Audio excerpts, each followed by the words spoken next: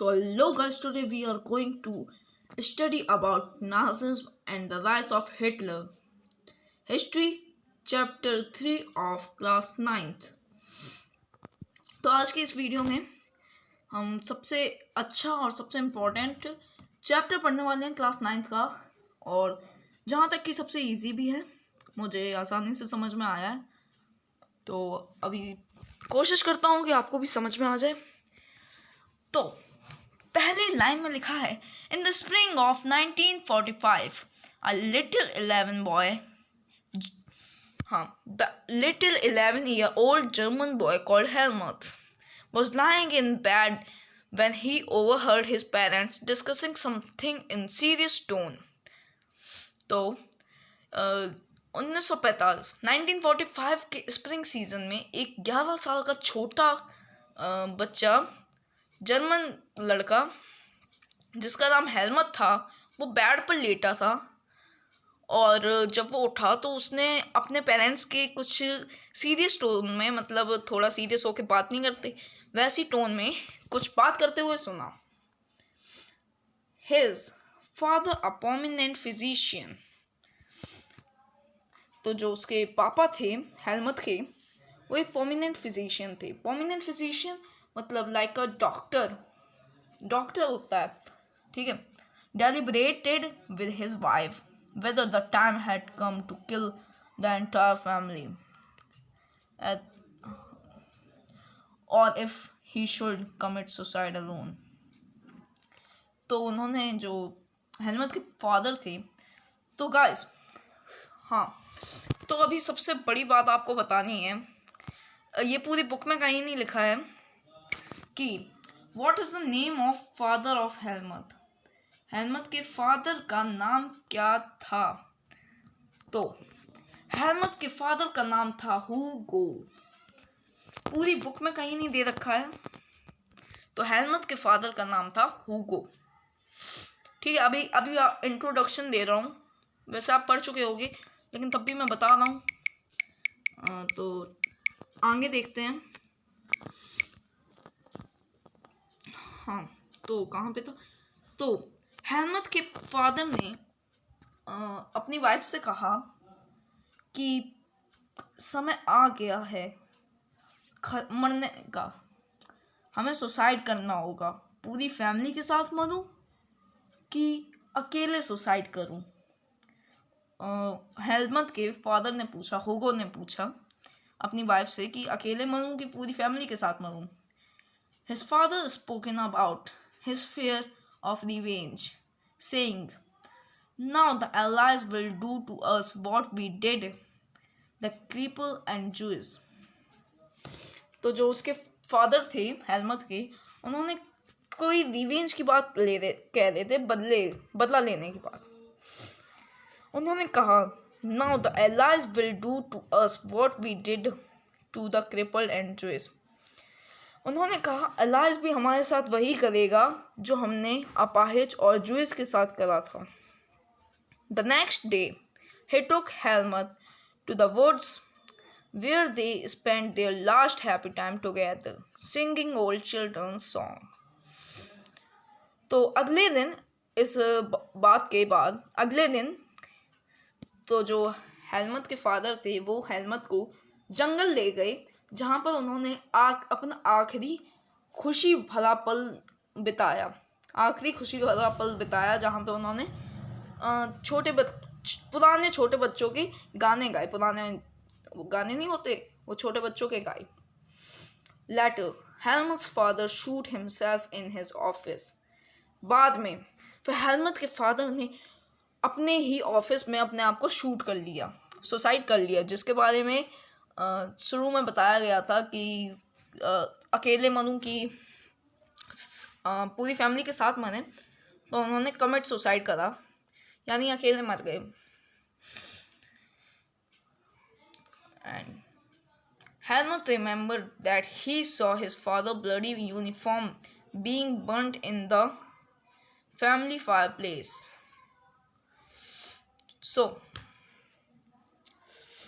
जो हेलमट था उसने देखा कि अपने पिता की खून से सनी हुई ड्रेस देखी, फैमिली के फायर प्लेस में. So traumatized was he by what he had overheard and what had happened, that he reacted at refusing to eat at home for the following 9 years. He was afraid too that his mother might poison him. So उनके जो mummy थी, मतलब उसने ये सीधे सीधे बोलो तो उसने 9 साल तक घर में कुछ ना खाया ना पिया, 9 साल तक बाहर खाया, इस डर से कहीं उसकी मम्मी उसे जहर देकर मार ना दे. इस डर से उसने 9 साल तक घर में कुछ खाया ना पिया. सो आगे की story. Although Helmut may not have realized all that it means, his father had been a Nazi and a supporter of Adolf Hitler. तो जो हेलमट था उसे इस पूरे कार्यक्रम का कुछ समझ में नहीं आया हुआ क्या. असल में उसके जो पापा थे, हुगो, नाम नहीं दे रखा है, वो नाजी सपोर्टर थे एडोल्फ हिटलर के. नाजी जो थी वो एडोल्फ हिटलर चलाता था और उनके सपोर्टर थे जो हुगो थे. Many of you will know something about the Nazis and the Hitler. आप लोग बहुत कुछ जानते होगे नाजी और हिटलर के बारे में. हिटलर के बारे में तो बहुत कुछ जानते होगे, नाजी बट शायद पहली बार सुना हो. Then you probably know of Hitler's determination to make. Many of you will know something about Nazi and Hitler. हाँ, ये हो गया. You probably know of Hitler's determination to make Germany into might power and his ambition of conquering all of Europe. तो जो Hitler चाहता था कि जो जर्मनी है वो सबसे बड़ी पावर बने, मतलब सबसे ताकतवर कंट्री बने पूरे यूरोप में, ठीक है, और पूरे यूरोप में जर्मनी का राज हो. चैप्टर के और अंदर जब आप जाएंगे तो एक हिटलर ने बनाया था वन एम्पायर वन लीडर का एक नारा. तो ऐसा करके एक स्लोगन बना था. तो you may have heard that he killed Jews. उसने एक भारी मात्रा में ज्यूज को मारा था. झुंड पूरा का पूरा ज्यूज का जो झुंड था उसे उसने मारा था. But Nazism was not one or two isolated act. जो नाजिज्म था उसने एक दो कांड नहीं करे थे, बहुत कांड करे थे, समझ सकते हो. It was a system, a structure of idea about the world and politics. ये जो था पूरा सिस्टम था, स्ट्रक्चर और आइडिया का पूरा स्ट्रक्चर था जो पूरे वर्ल्ड की पॉलिटिक्स का था. वर्ल्ड में पॉलिटिक्स का पूरा स्ट्रक्चर ऑफ आइडिया था. कोई एक दो कांड नहीं थे. Let us try and understand what Nazism was all about. तो चलो नाजिज्म के बारे में कुछ जानने की कोशिश करते हैं. एक काम करूँ, मैं आपको इम्पोर्टेंट पॉइंट्स पढ़ा देता हूँ, ज़्यादा मैं अंदर नहीं घुस रहा, इम्पोर्टेंट पॉइंट्स पढ़ा दे रहा क्योंकि इसमें टाइम लग जाएगा. चलिए इम्पोर्टेंट पॉइंट्स पढ़ा देता हूँ. तो ये कुछ नहीं है, बस इसमें लिखा है क्यों. हाँ चलो जाने क्यों हेलमट के फादर ने सुसाइड करा वगैरह वगैरह. सो in May of 1945 Germany surrendered to the Allies. So 1945 में जर्मनी ने एलाइज के आगे सरेंडर कर दिया. तो वर्ल्ड वॉर में सरेंडर करा, ये एक बैक स्टोरी है वर्ल्ड वॉर सेकेंड की। जर्मनी ने सरेंडर कर दिया वर्ल्ड वॉर सेकेंड के लास्ट में 1945, जब हिरोशिमा एंड नागासाकी पे बॉम्बिंग हुई। So Hitler, his propaganda minister Goebbels and his entire family commit suicide collectively in Berlin bunker in April। तो जो हिटलर था, हिटलर ने और उसके प्रोपेगेंडा मतलब प्रोपेगेंडा मिनिस्टर गोबल ने, तो हिटलर और प्रोपेगेंडा मिनिस्टर गोबल की पूरी फैमिली ने मिलकर बर्लिन बंकर में सुसाइड कर लिया इन द अप्रैल में सुसाइड कर दिया। End of the war and international military tribunals. तो international military tribunal at Nuremberg was set up as prosecute Nazi war criminal for crimes against peace।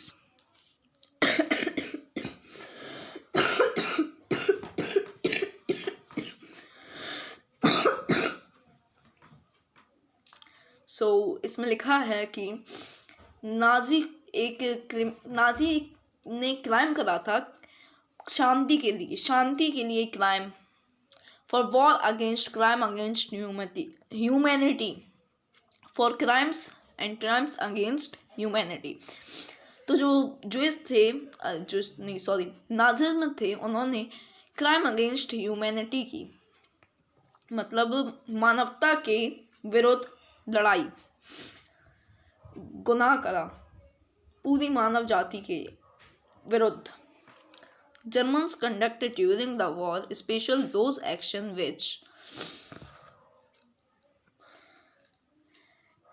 which came to be called crime against humanity। तो जो Germany था उसने ऐसे war के वक्त, युद्ध के वक्त ऐसे एक्शन करे, ऐसा काम करा जो कि क्राइम अगेंस्ट ह्यूमैनिटी कहलाया। बताई दिया है कि क्राइम अगेंस्ट ह्यूमैनिटी है क्या।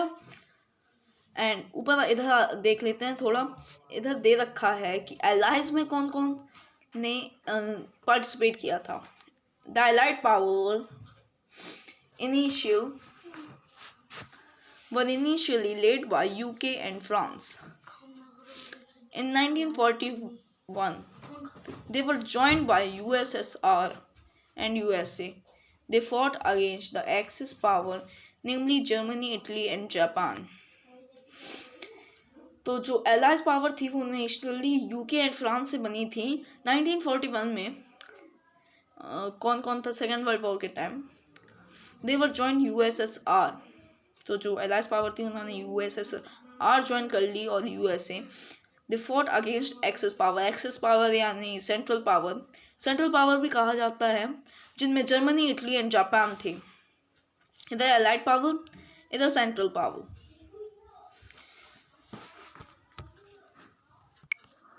तो वो कौन कौन से एक्ट्स थे जो नाजिज्म ने लिए थे, जो क्राइम अगेंस्ट ह्यूमैनिटी कहलाए? क्या क्या एक्शन उन्होंने करा था, क्या काम करा था जो क्राइम अगेंस्ट ह्यूमैनिटी कहलाया? तो अभी वो पढ़ने वाले हैं। Under the shadow of Second World War, Germany had waged a genealogical war, which resulted in the mass murder of select group of innocent civilians of Europe। तो जो छत्र छाया बोलते हैं ना, किसी के छत्र छाया में, तो जो द्वितीय विश्व युद्ध सेकेंड वर्ल्ड वॉर की छत्र छाया में जर्मनी ने जेनोसाइडल वॉर डिक्लेयर कर दी, मतलब जेनोसाइडल वॉर स्टार्ट कर दी, जिसमें क्या होता है कि एक पर्टिकुलर ग्रुप को एक बड़ी मात्रा में मारा जाता है। कोई बड़ा सा ग्रुप हो जाता है, उसे बड़ी मात्रा में मारा जाता है, लार्ज स्केल। तो प्योर डेफिनेशन इधर लिखी है, killing on a large scale leading to destruction of a large section of people. बहुत ज़्यादा मात्रा में लोगों को मार देना, जेनोसाइडल वॉर। जिसके कारण इनोसेंट सिविलियंस मर गए, काफ़ी सारे बेगुनाह लोग मारे गए जिनका कुछ मतलब भी नहीं था, न सेकेंड वर्ल्ड वॉर से लेना देना था, न किसी चीज़ के से बिना मतलब मारे गए. The number of killed people include 6 million Jews, 200,000 gypsies, 1 million Polish civilians, 70,000 Germans who were considered as mentally and physically disabled, beside innumerable political opponent. तो बहुत ज़्यादा मात्रा में लोग मारे गए. 6 million Jews, यानी 6 million Jews मारे गए. आगे आपको अच्छे से क्लियर हो जाएगा. Jews एक टाइप की जात होती है, जैसे हमारे यहाँ होते हैं राजपूत, ब्राह्मण, ऐसे करके. ज्यूज भी एक तरीके से जर्मनी में एक कास्ट थी, ठीक. और 200,000 जिप्सीज वो होते हैं जिनका ना कोई एक प्लेस नहीं होता. वो अभी इंडिया में हैं, कल पाकिस्तान में होंगे, या अभी यूपी में हैं, कल राजस्थान में होंगे. उनका कोई पर्टिकुलर प्लेस नहीं है. 1 million पुलिस सिविलियंस, जो अपाहिज लोग थे, कुछ भी हो गया हो, उन्हें बीमारी हो, उन्हें मार दिया. और जो मेंटली और फिजिकली डिसेबल थे उन्हें मार दिया गया. 70,000 ऐसे जर्मन जो मेंटली डिसेबल्ड थे, मेंटली एंड फिजिकली, उन्हें खत्म, साफ. नाजी डिसाइड, चलो एक minute. Nazi decide to unprecedented means of killing people, that is by gassing them various killing centers like Auschwitz.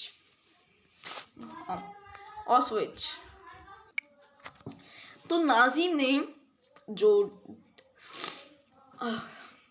लोगों को एक तरीके से मारा, उनको गैस चैम्बर में भेजकर, अलग अलग जगह पे गैस चैम्बर बने होते थे जिनके अंदर लोगों को भेज दिया जाता था और कोई गैस छोड़ी जाती थी जिसकी वजह से लोगों की मौत हो जाती थी. तो इतने जितने भी लोग मारे हैं ना उसने अभी भी, तो उसने जितने भी लोग मारे थे अलग अलग जगह पे भेजकर, अलग अलग गैसिंग चैम्बर में भेजकर मारे. जैसे कि एक एग्जांपल दे रखा है ऑस्विच एक गैस चैम्बर का नाम था, एक जगह पे जहाँ पे गैस चैम्बर बना था. ऑस्विच यहाँ पे बना था, अब बना है या नहीं पता नहीं. The number of criminal sentenced only 11 leading Nazis to death. देखो, गुनाह सबने करा लेकिन आधे से ज़्यादा ने सुसाइड कर लिया और सिर्फ सजा मिली मौत की. बस 11 नाजिज्म को बस मौत की सजाए मिली. सजाए मौत 11 नाजिज्म को मिली, 11 लोगों को, ठीक है. Many other were imprisoned for life. जो और काफ़ी सारे लोगों को, काफ़ी सारे नाजीज को जिंदगी भर के लिए जेल में डाल दिया गया, उम्र कैद. The tribunal did complete punishment of the Nazis war was for short interval. तो जितने भी नाजी थे उन्हें उनके कर्म के लिए मिला, मतलब शॉर्ट, बहुत कम सजा मिली. उन्होंने जो काम करा उसकी कंपैरिजन में इन्हें जो सजा मिली है वो बहुत ही कम है. मेरे ख्याल से इससे भी ज़्यादा सजा मिलनी चाहिए, ठीक है. The Allies did not want to harsh defeat Germany as they had been after the First World War. तो Allies ने जर्मनी को डिफीट कर दिया फर्स्ट वर्ल्ड वॉर के बाद. Everyone came feel that the rise of Nazism could be practically take back Germany experience and the First War. तो जो कुछ भी एक्सपीरियंस हुआ फर्स्ट वर्ल्ड वॉर के बाद वो आगे क्या एक्सपीरियंस हुआ, क्या हुआ, सब एक एक चीज़ पढ़ेंगे अगले सेशन में, अगले पार्ट में। तो अगर वीडियो अच्छी लगी हो तो लाइक करिए, सब्सक्राइब करिए, शेयर करिए और ज़्यादा से ज़्यादा कोशिश करिए अभी जल्दी निपटाने की। रोज़ वीडियो नहीं आ पाएगी, पता नहीं, आज संडे था इसलिए मैं डाल रहा हूँ, बट आई डोंट नो कि रोज़ आ पाएगी कि नहीं। सो लाइक कर दीजिए, सब्सक्राइब कर दीजिए आगे की और वीडियो देखने के लिए, और पूरी बुक ऐसी हम ख़त्म करेंगे। तब तक के लिए बाय गाइस।